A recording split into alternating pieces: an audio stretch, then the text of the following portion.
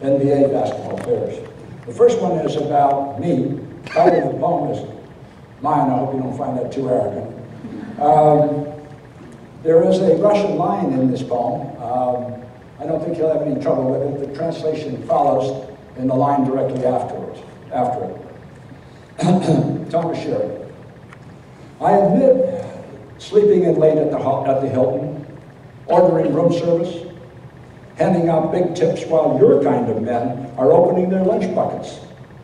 I know you would have scolded me. Что это работа за человека? What kind of work is this for a man? Old immigrant, I admit all of this too late. You died before I could explain. Newspapers call me a journeyman. They write that I roll up my sleeves and go to work. They use words like hammer and muscle to describe me.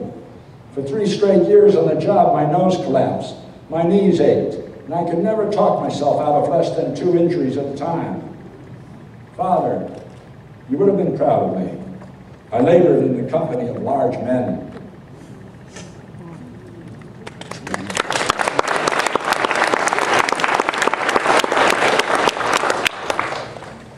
During the off seasons, while I was playing in the NBA, I would travel to West Africa and coach their national basketball teams. I spent about 3 months there every year for about 4 or 5 years, and then a little after I retired, I went back there again. It's a marvelous area of the world, great country. It's sad what's going on there now. The poem is entitled Hakeem Olajuwon. He was the magnificent center for the University of Houston who went on to become a Hall of Fame player with the Houston Rockets. He immigrated from Nigeria. There are a couple of, all of the area where I work with Francophone countries, so there's a number of French phrases in here that you need to know. The dis donc is in here, and that's sort of like the French version of hey, you know, something like that. And que penses-toi, entraîneur, means what do you think, trainer, coach. And another phrase, vous m'assistez, means will you help? Hakeem Olajuwon, aka Hakeem the Dream. In Africa, each morning practice starts with warm-ups.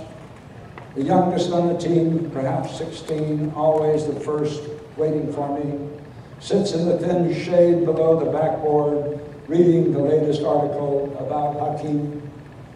We stretch hamstrings and slow jog around the court. He keeps pace, all the while talking about the dream.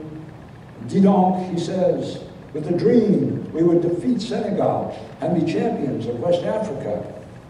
Que penses-toi, entraîneur? What do you think? I can't think about anything more than the red and smoky sun rising over the opposite basket, the heat already sweating my shirt, and how the rains suddenly began halfway through practice. I shag his jump shots, the ones he swears are like Hakeem's.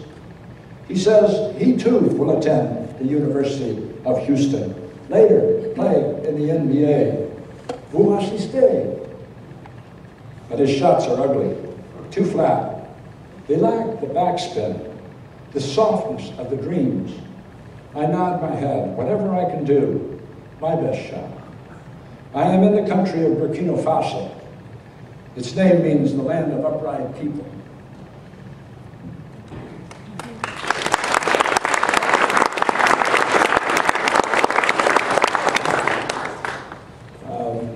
Little Street was a fabulous center for the New York Knickerbockers in 1977 when they beat the Los Angeles Lakers.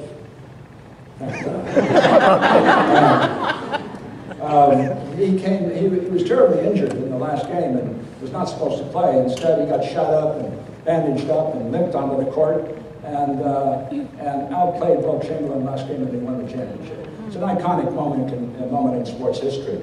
I'm writing from the point of view of an athlete, a professional basketball player who has retired and is now reflecting on that particular moment in history that when we ran out on the court.